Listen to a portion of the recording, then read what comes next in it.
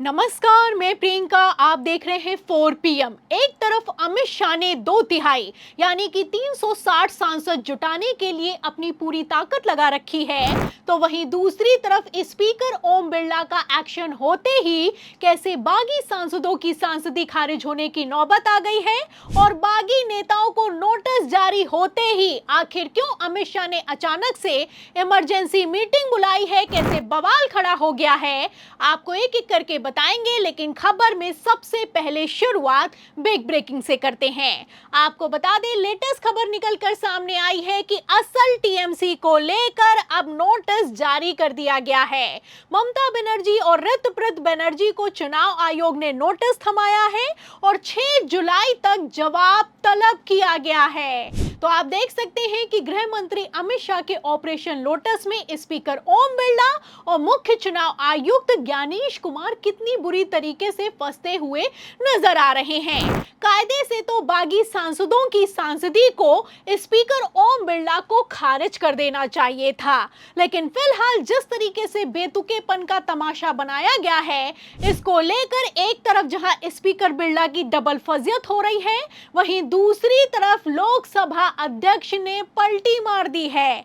आपको बता दें कि पहले तो आनन फानन में टीएमसी के 20 बागी सांसदों को संडे के दिन स्पीकर बिरला ने अपने घर में बुलाकर दूसरी पार्टी यानी कि एनसीपीआई में शामिल करवा दिया। फिलहाल इसी को लेकर अब पेच फंस गया है। एक तरफ चुनाव आयोग के पास टीएमसी के बागी सांसद पहुंचे हैं, वहीं दूसरी तरफ स्पीकर ओम बिरला किसी तरह का कोई फैसला लेने के लिए तैयार नहीं है। लेटेस्ट खबर निकलकर सामने आई है कि टीएमसी के बागी सांसदों ने एनसीपीआई में विलय की जानकारी चुनाव आयोग को दे दी है। कायदे से जब तक स्पीकर ओम बिरला इस मर्जर पर मोहर नहीं लगाएंगे, तब तक चुनाव आयोग किसी तरह का कोई फैसला नहीं ले सकता है। आपको बता दें कि पहले तो स्पीकर बिरला ने कह दिया था कि एनसीपीआई में टीएमसी के बागी सांसद शामिल हो सकते हैं, लेकिन फिर जब बवाल खड़ा हुआ तो स्पीकर ओम बिरला ने कहा कि हम दोनों पक्षों को सुनेंगे, उसके बाद ही आखिरी फैसला लिया जाएगा। तो कायदे से जब तक स्पीकर ओम बिरला फैसला नहीं लेते हैं, तब तक टीएमसी के बागी सांसद ना घर के रहे ना घाट की स्थिति में बुरी तरीके से फंस गए हैं। एक तरफ टीएमसी के 20 बागी सांसदों की हालत खराब है, तो वहीं दूसरी तरफ उद्धव ठाकरे के 6 सांसदों की सांसदी पर भी तलवार लटक रही है। आपको बता दें कि स्पीकर ओम बिरला को उद्धव ठाकरे की तरफ से भी एक लेटर सौंपा गया है और जिसमें कहा गया है कि 2/3 सांसद अपनी मर्जी से दूसरी पार्टी में जाकर शामिल नहीं हो सकते हैं, इसलिए उद्धव ठाकरे के 6 बागी सांसदों की भी सांसदी खारिज कर देनी चाहिए। खेल समझिए। आपको बता दें कि जैसे ही उद्धव ठाकरे को अपनी पार्टी में बगावत की भनक लगी, उन्होंने तत्काल प्रभाव से व्हिप जारी करके एक मीटिंग बुलाई। अब कायदे से नियम के मुताबिक सांसद इस व्हिप को खारिज नहीं कर सकते थे, लेकिन फिलहाल जब 6 सांसद उद्धव ठाकरे की मीटिंग में नहीं पहुंचे, उसके बाद से उनकी सांसदी पर सांसदी खारिज होने का खतरा मंडरा रहा है। और ये कोई हवाई बात नहीं है। संविधान का नियम भी कहता है कि अगर मौजूदा सांसद पार्टी के व्हिप को खारिज करता है, तो उसकी सांसदी को भी खारिज कर देना चाहिए।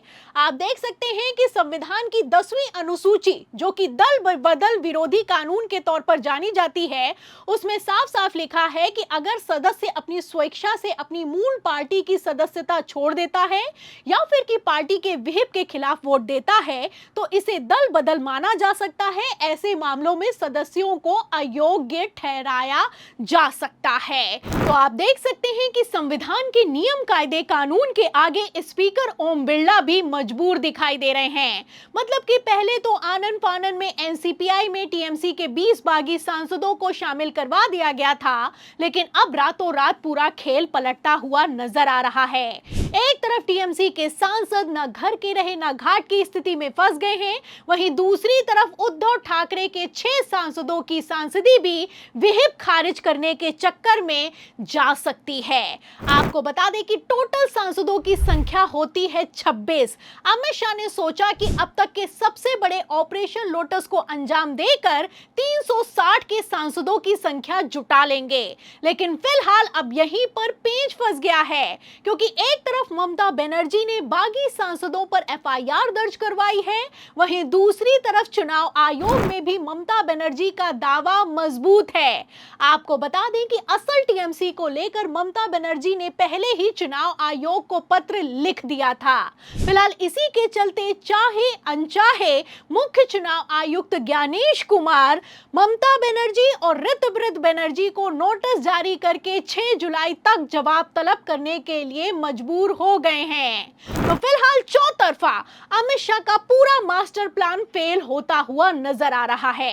खबरें तो चलाई जा रही हैं कि भारतीय जनता पार्टी 360 का जुगाड़ करने के लिए नए नए फॉर्मूले अपना रही है, लेकिन फिलहाल अब सारे फॉर्मूले धराशाही हो गए हैं। एक तरफ उद्धव ठाकरे और ममता बनर्जी के सांसद फंस गए हैं, वहीं दूसरी तरफ शरद पवार के 8 सांसद अब तो कांग्रेस में शामिल होने वाले हैं। ऐसे हालातों में आप समझ सकते हैं कि 360 तो छोड़िए, एनडीए में अगर नीतीश नायडू भी परिसीमन बिल को सदन में सपोर्ट कर दें तो बड़ी बात होने वाली है।